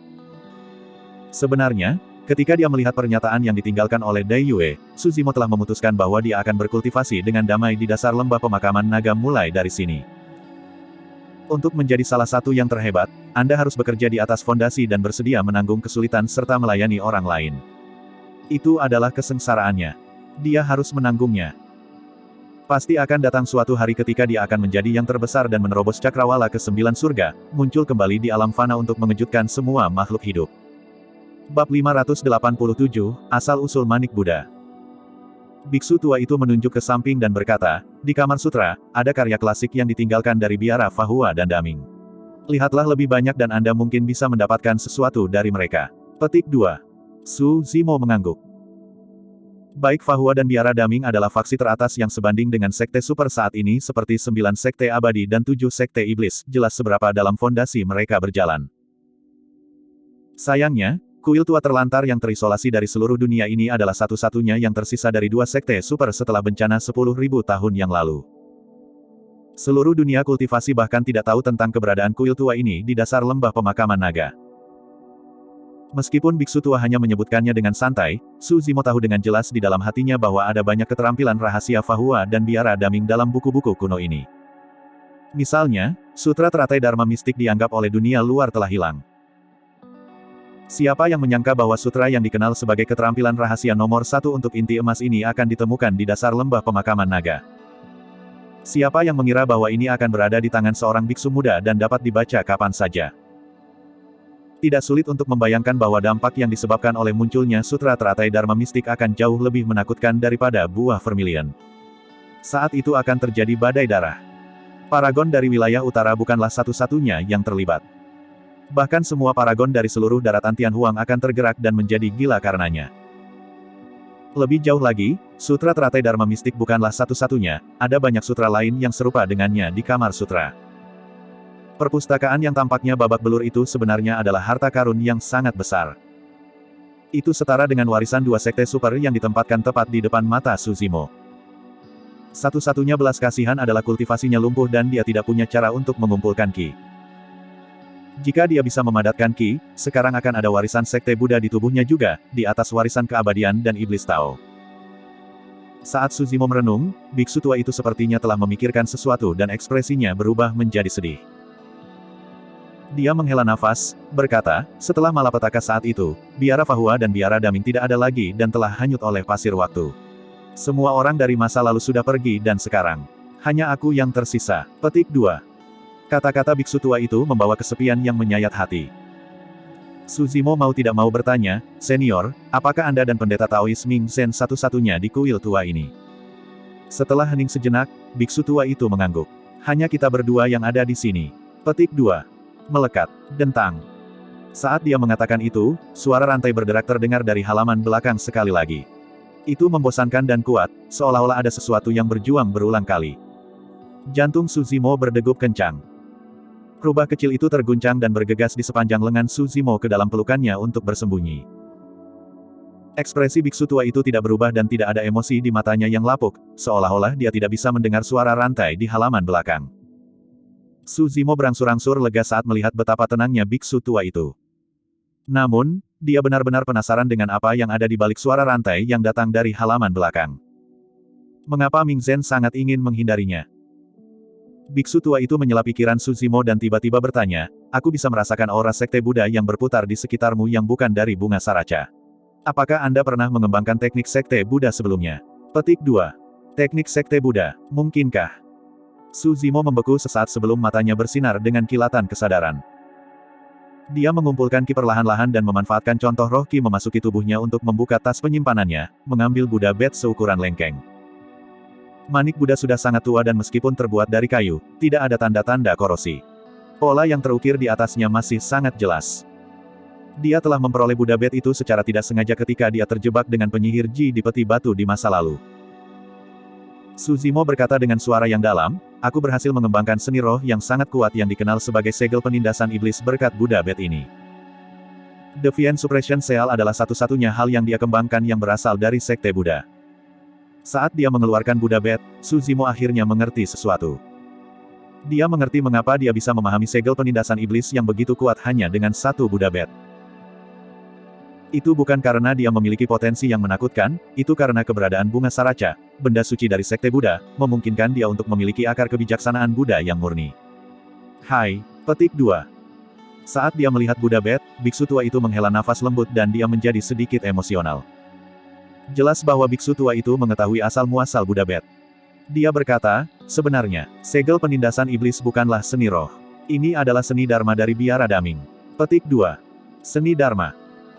Su Zimo tahu bahwa seni dharma hanya bisa dilepaskan oleh jiwa baru lahir yang mampu menggunakan kekuatan dharma setelah mengembangkan roh esensi mereka.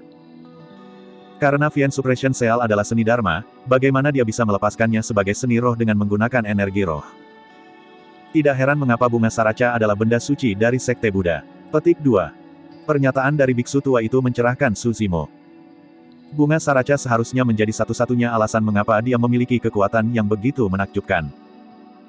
Su Zimo berpikir tentang apa yang dialaminya saat itu dan berkata, manik Buddha ini ditemukan di peti batu. Di dalamnya, ada kerangka yang bisa bangkit kembali dan sangat menakutkan. Saya hanya berhasil melarikan diri karena keberuntungan. Merenungkan sejenak, Su Zimo melanjutkan, kerangka itu sepertinya dari sekte iblis. Petik 2. Tidak ada kesalahan. Biksu tua itu menjawab, pemilik Buddha Bet itu adalah Mong Daming, murid tituler dari biara daming dan seorang ahli tertinggi yang terkenal di masa lalu. Murid tituler. Ini adalah kedua kalinya Su Zimo mendengar istilah itu. Murid tituler pertama yang dia kenal adalah Asura, Yan Beichen. Yang kedua adalah ini, Mong Daming.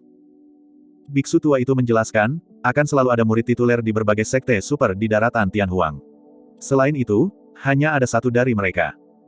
Semua murid tituler adalah orang-orang dengan potensi terbesar di antara paragon sekte, yang memiliki rekam jejak paling bagus dan yang memiliki kekuatan tempur paling menakutkan. Petik 2. Murid tituler tidak ditentukan oleh alam kultivasi mereka, tetapi semuanya memiliki kartu truf yang tak terhitung jumlahnya dan kemampuan paling mendasar bagi mereka adalah membunuh di atas level mereka. Biasanya berbicara, seseorang hanya mendapatkan hak untuk menjadi murid tituler setelah maju ke ranah pembalikan void. Petik 2. Pada saat itu, Su Zimo mengerti. Dengan kata lain, para murid tituler adalah yang terkuat di antara paragon dari sekte super.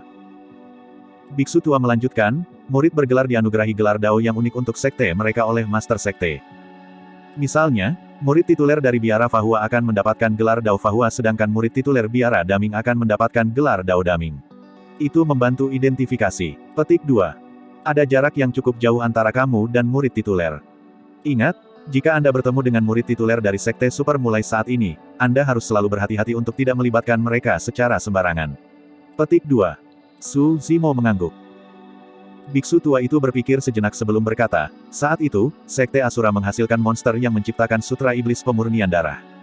Pembunuhan adalah sifat keduanya dan kemanapun dia lewat, dia akan melahap darah segar dari semua makhluk hidup dengan bersih. Petik 2. Ketika dia mendengar itu, Su Zimo menyadari bahwa kemungkinan besar kerangka itu adalah monster dari sekte Asura di masa lalu. Biksu tua melanjutkan, Biksu Daming tidak tahan melihat masa dalam kesusahan dan keluar untuk menekan iblis itu. Keduanya bertempur 3 pertempuran berturut-turut dan meskipun monster dari sekte Asura dirugikan, sulit untuk mengatakan siapa yang akan tampil sebagai pemenang. Petik 2. Pada pertempuran keempat, kemenangan akhirnya diputuskan. Dikatakan bahwa pertempuran itu begitu dahsyat sehingga langit berubah dan bumi runtuh. Kedua belah pihak bertarung dengan kekuatan penuh mereka. Petik 2. Bab 588, Merusak Sutra Sejati. Apa yang terjadi nanti? Su Zimo bertanya secara naluriah. Biksu tua itu menggelengkan kepalanya. Belakangan, ada berbagai ucapan dan rumor. Beberapa orang mengatakan bahwa Mong Daming terluka parah setelah membunuh monster dari sekte Asura dan meninggal segera setelah itu, beberapa mengatakan bahwa kedua belah pihak menderita kerugian besar dan berjuang sampai akhir, mati bersama. Petik 2. Secara keseluruhan, hasil akhirnya adalah keduanya hilang. Tidak ada yang tahu apakah mereka hidup atau mati tetapi mereka tidak pernah muncul sejak saat itu. Petik 2. Ada sedikit nada sedih di nada biksu tua itu. Setelah menerima Buddha Bet dari Su Zimo, dia mengusapnya dengan lembut di antara jari-jarinya. Sesaat kemudian, biksu tua itu berseru lirih, seolah dia menemukan sesuatu. Apa yang salah? Su Zimo bertanya buru-buru. Tidak banyak. Biksu tua itu menggelengkan kepalanya. Sebenarnya, ini adalah senjata Dharma dari biara Daming di masa lalu, yang dikenal sebagai manik-manik Doa Mingwang dan terdiri dari satu set 6 manik Buddha. Petik 2. Manik-manik doa Mingwang terbuat dari kayu abadi dari Tianhuang daratan dan disempurnakan menggunakan batang dalam pohon gizi jiwa. Ada 6 segel Dharma dari biara Daming yang terukir di atasnya. Buddha bed yang Anda dapatkan adalah salah satunya. Petik 2. Manik-manik doa Mingwang awalnya dibawa oleh tasbih doa Mingwang. Namun, pertempuran saat itu terlalu intens sehingga manik-manik doa Mingwang pecah dan ke-6 manik Buddha tersebar di mana-mana. Petik 2. Pada saat itu, biksu tua itu mengulurkan jarinya yang keriput dan menyodok dengan lembut gelabelanya. Gelabelanya bersinar dengan titik cahaya. Segera setelah itu, gelabela biksu tua itu terbuka dan 3 manik Buddha seukuran lengkeng ditembakkan, semuanya identik dengan yang dimiliki Suzimo. Akan tetapi, setelah diamati lebih dekat, terlihat bahwa pola yang terukir pada setiap manik Buddha berbeda. Biksu tua itu berkata, setelah pertempuran itu, para beku dari biara Daming mencari dalam waktu yang lama dan hanya berhasil mendapatkan 3 manik Buddha. Termasuk yang Anda miliki, masih ada 2 lagi yang hilang di dunia ini. Petik 2. Biara Daming memiliki teknik Dharma tertinggi yang dikenal sebagai Sutra Sejati Daming yang digunakan untuk menegakkan sekte. Sutra Sejati memiliki 2 jilid. Jilid pertama, Mantra Daming, juga dikenal sebagai Mantra Daming 6 kata, adalah teknik suara Dharma. Petik 2. Ketika dia mendengar itu, Su Zimo hanya bisa mengingat 6 suku kata yang terdengar aneh yang diucapkan Ming Zhen di luar kuil tua sebelumnya. 6 suku kata itu mengandung kekuatan misterius yang tak terduga. Suara biksu tua itu terdengar lagi. Jilid kedua adalah Daming Dharmic Seal dan ada 6 jenis, semuanya tercetak di tasbih doa Mingwang. Defiant Suppression Seal yang telah Anda pelajari adalah salah satunya. Petik 2. Segel Dharma dalam 3 manik Buddha di tangan saya adalah segel penundukan iblis, segel perangkap abadi, dan segel fondasi tak bergerak. Petik 2. Su Zimo mengangguk dalam diam. Karena Fiend Suppression Cell sudah begitu kuat, tidak perlu dipikirkan lagi, kekuatan Demon Subduing Cell, Immovable Foundation Cell dan Immortal Trap Cell pasti tidak akan kalah. Biksu tua itu tidak bisa menahan tawa ketika dia membaca pikiran Su Zimo. Sebenarnya, 4 ini adalah yang terlemah di antara 6 segel. Petik 2. Ah! Su Zimo tercengang. Ini adalah yang terlemah. Biksu tua itu mengangguk. Tidak perlu membahas segel fondasi yang tidak dapat digerakkan, itu adalah segel Dharma pertahanan. Dari nama-nama Fiend Suppression, Demon Subduing dan Immortal Trap Cells, Anda sudah dapat mengatakan bahwa mereka tidak mematikan. Petik 2. Kata-kata menekan, menaklukkan, dan menjebak tidak ada niat untuk membunuh. Sejak penciptaan mereka, ketiga segel Dharma tersebut berisi welas asih dari Sekte Buddha. Biksu tua itu berkata, dari 6 segel Dharma, yang memiliki kekuatan terkuat dan bahkan dapat disebut membunuh segel Dharma adalah 2 yang terakhir hilang, segel roda Vajra Agung dan segel Gunung Meru Besar. Saat nama kedua segel Dharma itu disebutkan, ada tekanan yang menggigil. Ada 6 suku kata dalam mantra Daming dan mereka sesuai dengan 6 meterai Dharma. Dengan menggunakan mantra Daming saat berkultivasi, Anda dapat memperoleh pemahaman yang lebih dalam tentang anjing laut dan melepaskan potensi terbesar mereka. Petik 2. Metode untuk mengembangkan mantra Daming ada di ruang sutra. Anda bisa melihatnya. Petik 2. Su Zimo tiba-tiba melihat cahaya itu. Jadi, dia belum melepaskan kekuatan sebenarnya dari Fiend Suppression Cell. Jika dia melepaskannya bersama dengan mantra perusak, itu akan memiliki kekuatan yang lebih menakutkan. Mereka berdua berbicara berdampingan dan tanpa sadar, langit di luar sudah berubah gelap. Di sela-sela, suara rantai berderak bergema dari halaman belakang juga. Itu menjadi sunyi setelah diabaikan. Sejak awal, biksu tua itu tidak menjelaskannya, seolah-olah dia sudah terbiasa. Langit berangsur-angsur menjadi lebih gelap. Jubah Suzimo sedikit bergeser dan rubah kecil yang telah tertidur sepanjang hari itu mengusap matanya yang mengantuk sebelum mengeluarkan kepalanya. Tatapannya masih sedikit linglung, belum sepenuhnya terjaga. Menempatkan cakar mungilnya di dada Suzimo, dia menatap biksu tua di depannya dengan jujur, berkedip dengan cara yang menawan. Biksu tua itu tersenyum. Rubah kecil berangsur-angsur kembali ke akal sehatnya dan buru-buru menundukkan kepalanya, merasa malu. Melihat Suzimo dalam-dalam, biksu tua itu berkata, rubah kecil itu. Jaga dia baik-baik, jangan biarkan dia menderita. Petik 2. Itu sudah pasti. Petik 2. Suzimo menjawab. Segera setelah itu, dia merasakan ada sesuatu yang salah. Biksu tua itu sepertinya ingin terus berbicara tetapi berhenti. Saat Suzimo hendak menanyakannya, biksu tua itu mengubah topik dan bertanya, pelindung, apakah kamu bersedia bergabung dengan sekte Buddhis kita? Suzimo membeku sesaat. Pertanyaan biksu tua itu datang dengan sangat tiba-tiba dan dia tidak mempertimbangkan pilihan sebelumnya. Biksu tua itu melanjutkan, jangan khawatir, pelindung, Anda tidak akan dikenakan terlalu banyak batasan jika Anda bergabung dengan Sekte Buddha. Jika Anda ingin pergi, Anda dapat melakukannya kapan saja dan saya pasti tidak akan menghentikan Anda juga. Petik 2.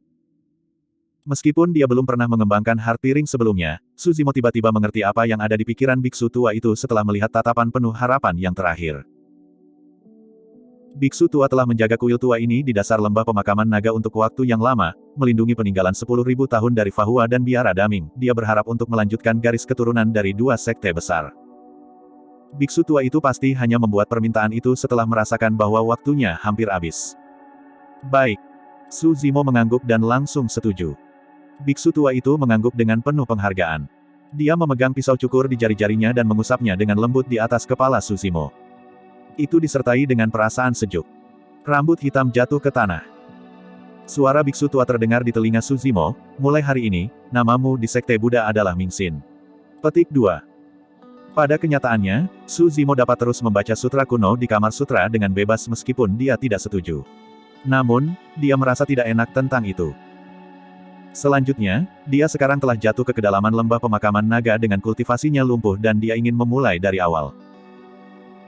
Pencukuran rambut hitamnya melambangkan potongan dari masa lalunya. Untuk saat ini, dia akan meninggalkan identitasnya sebagai Suzimo, melupakan kejayaannya di masa lalu. Mulai hari ini dan seterusnya, dia akan berkultivasi di dasar lembah pemakaman naga dengan sepenuh hati sampai dia bisa bangkit sekali lagi. Biksu tua itu mengambil seutas benang yang hampir transparan dari tas penyimpanannya dan menyatukan 4 manik Buddha di tangannya menjadi satu set tasbih. Meskipun 2 manik Buddha hilang dari manik-manik doa Mingwang ini, mereka masih berguna dan dapat membantu Anda menghindari deteksi dari roh esensi jiwa yang baru lahir dan pembalikan kekosongan. Ambillah sebagai hadiah selamat datang karena Anda menerima saya sebagai tuan Anda. Petik 2. Suzimo menyatukan kedua telapak tangannya dan membungkuk dalam-dalam. Hadiah ini terlalu berharga. Meskipun ada 2 manik Buddha yang hilang, itu masih merupakan senjata Dharma yang menghubungkan di masa lalu. Terlepas dari kekuatan manik-manik doa Mingwang saja, bahkan 4 segel Dharma lebih dari cukup untuk membuat banyak pembudidaya tergila-gila pada mereka. Selanjutnya, fakta bahwa itu mampu memblokir roh esens berarti bahwa rahasia di dalam tubuh Suzimo tidak akan ditemukan. Situasi sebelumnya dari dirinya yang sebenarnya diekspos oleh Demon Revealing Mirror tidak akan pernah terjadi lagi. Bagi Suzimo, ini adalah hadiah yang tak tergantikan. Bab 589, Pemakaman. Malam itu kabur. Itu sunyi di halaman kuil tua. Cahaya bulan berkilauan dan bulan bulat tercermin di permukaan air di sumur tua. Tak lama kemudian, bayangan seorang biksu muncul. Dia tidak tua, di usia 20-an, dan memiliki fitur elegan dengan mata yang bahkan lebih jernih dari permukaan air. Suzimo menatap bayangannya di air dan tersenyum. Mingxin, Mingxin. Apakah dia ingin saya melihat hati saya dengan jelas dan mengidentifikasi sifat asli saya? Suzimo bergumam pelan. Pada saat itu, dia tidak tahu kemana biksu tua itu pergi sedangkan Mingxin sudah pergi tidur. Telinganya dipenuhi dengan suara katak yang parau dan jangkrik yang berkicau. Rubah kecil berbaring di samping sumur dalam tidur nyenyak dan tiba-tiba, Suzimo menyadari bahwa pikirannya berada dalam keadaan ketenangan yang tak tertandingi. Pikirannya telah menerima baptisan yang belum pernah terjadi sebelumnya di dasar lembah pemakaman naga yang terisolasi dari seluruh dunia. Dia telah berjuang selama 8 tahun terakhir. Dan sekarang, dia akhirnya berhenti. Itu seperti konsolidasi, kembali ke keadaan aslinya.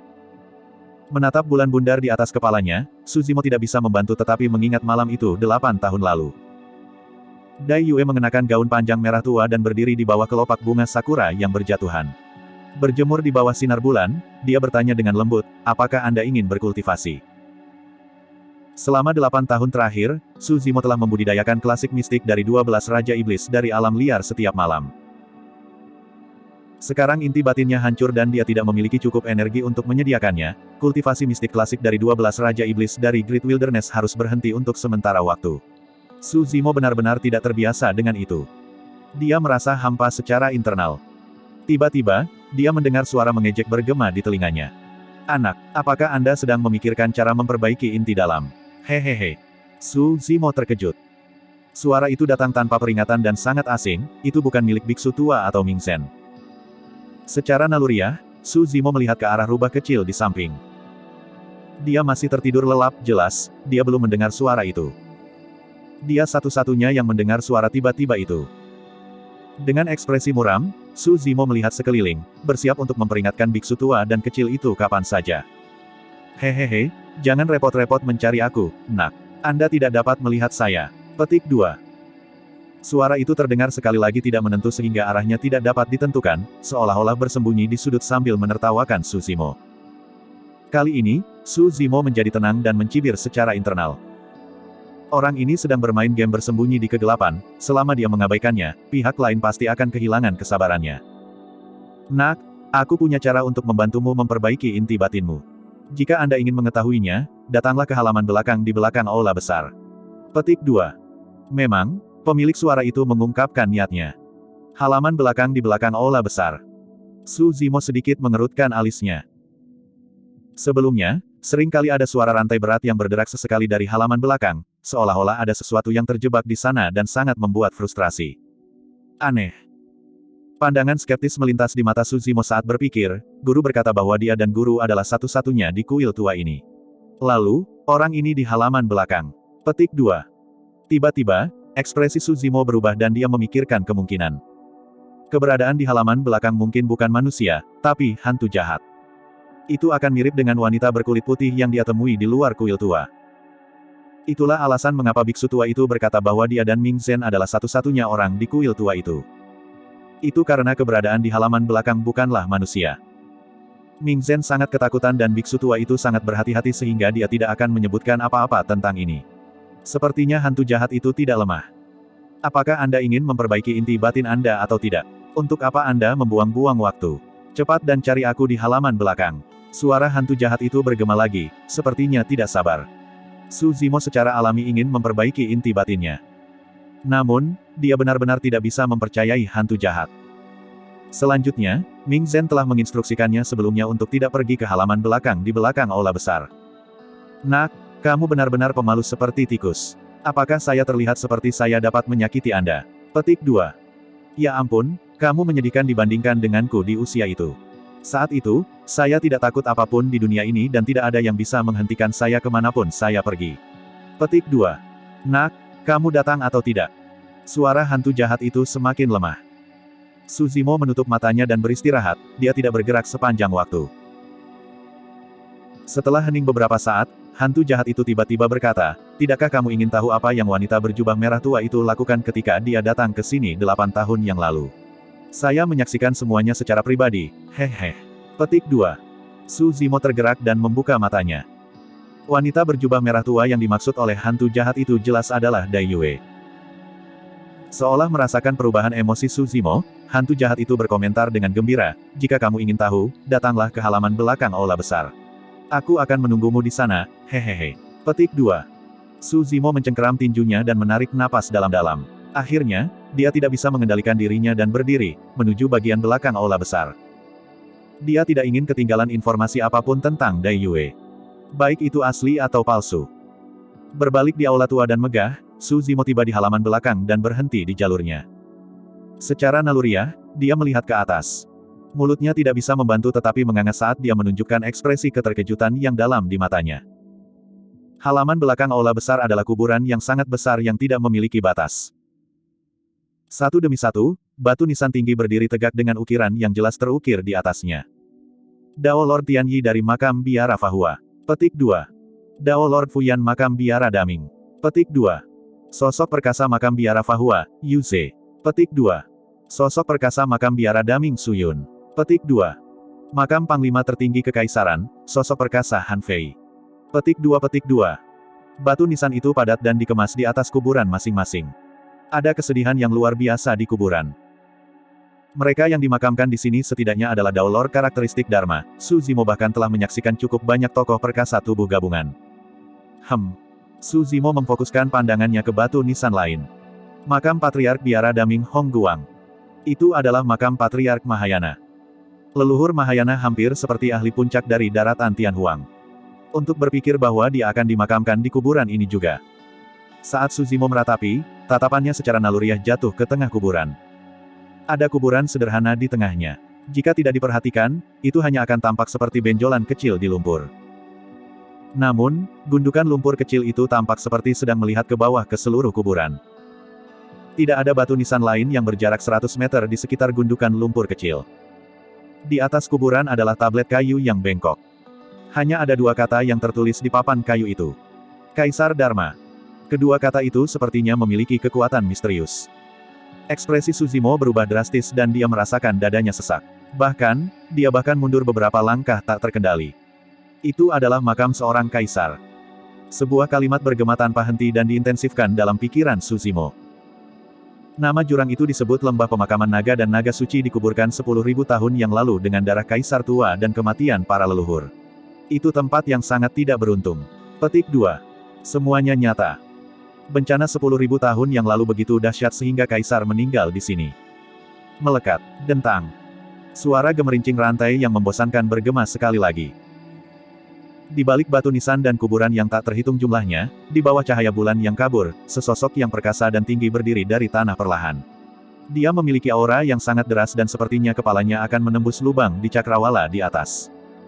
Bab 590, Hantu Kepala Merah. Itu adalah pria kekar dengan rambut dan pakaian acak-acakan. Rambutnya merah, seperti nyala api, dan wajahnya kasar. Dia menatap Suzimo dengan tatapan cerah sebelum menyeringai menjadi senyum sinis. Lengan, kaki, tubuh, dan leher pria kekar itu diikat oleh rantai logam tebal yang berkarat. Saat pria kekar itu berdiri, rantai itu bergetar tanpa henti. Hal yang paling menakutkan adalah dua dari rantai itu menembus tulang selangka pria kekar itu. Cahaya bulan sangat pucat. Tanah diletakkan dengan kuburan dan batu nisan di sekelilingnya. Fakta bahwa ada seorang pria kekar dengan ki yang begitu jahat berdiri di pemakaman ini semakin membuktikan dugaan awal Suzimo. Ini adalah hantu jahat yang sangat menakutkan. Pria kekar itu menaksir Suzimo beberapa kali dengan tatapannya dan kilatan di matanya semakin kuat, seolah dia telah menemukan sesuatu yang menarik. Akhirnya, pria kekar itu bahkan berjalan maju sambil mengendus dengan ekspresi senang sebelum akhirnya tertawa. Gaga-gaga. Tawa itu bergema melalui kuburan dengan cara yang meresahkan dan gemetar. Suzimo dapat melihat dengan jelas bahwa rantai pada pria kekar itu semuanya dipaku ke kedalaman tanah, menjebaknya di tengah-tengah kuburan.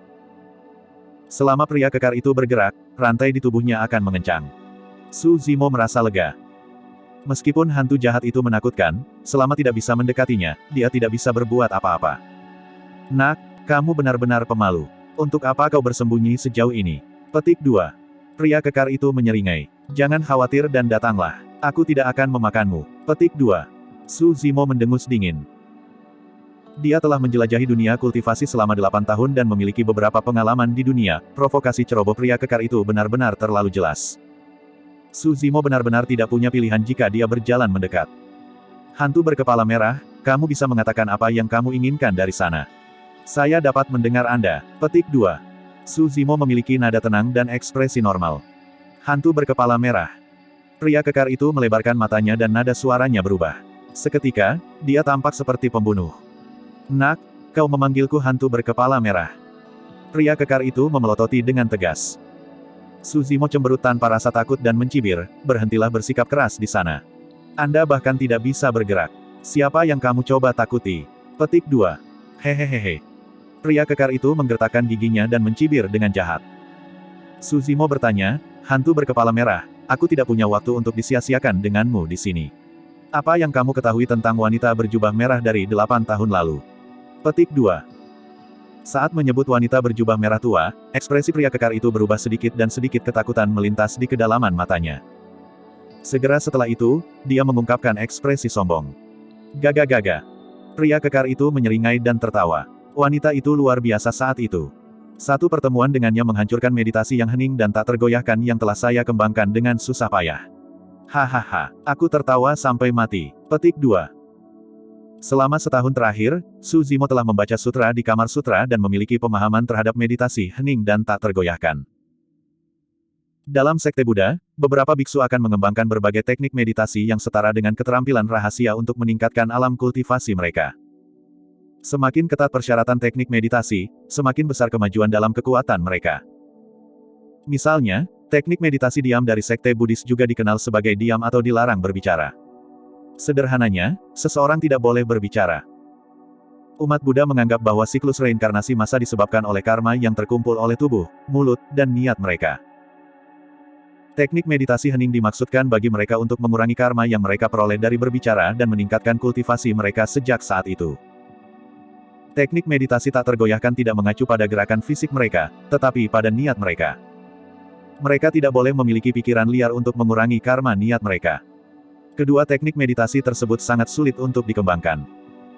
Su Zimo tidak menyangka biksu tua dari kuil tua ini akan memilih untuk mengembangkan kedua teknik meditasi pada saat yang bersamaan.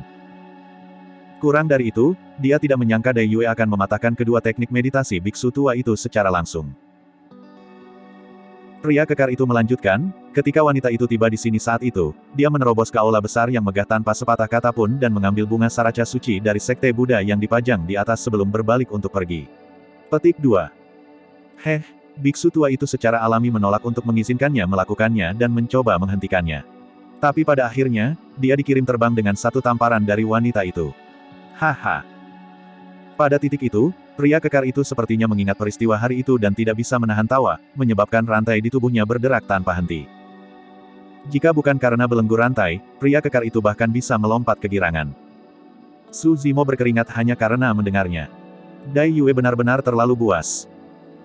Pria kekar itu melanjutkan, orang tua itu terkejut dengan tamparan itu dan lupa tentang kultivasi pengasingannya untuk meditasi diam. Ketika dia melihat wanita itu akan pergi, dia merangkak dari tanah dan berkata, "Pelindung wanita, tolong tunggu." Hahaha. Su Zimo tampak agak malu. Dia ingin tertawa juga.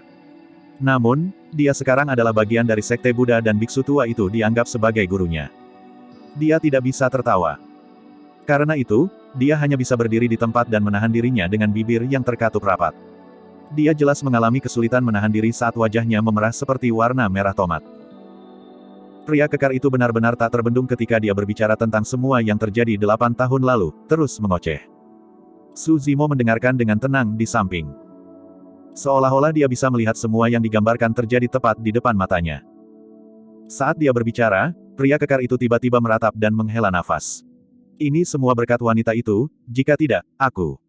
Tiba-tiba, dia berhenti berbicara sepenuhnya. Su Zimo mengerutkan kening. Pria kekar itu jelas menyembunyikan sesuatu alih-alih melanjutkan. Tepat ketika Su Zimo akan bertanya tentang itu, pria kekar itu mengubah topik dan berbicara tentang betapa agung dan kuatnya dia di masa lalu, membanjiri segala sesuatu di jalannya.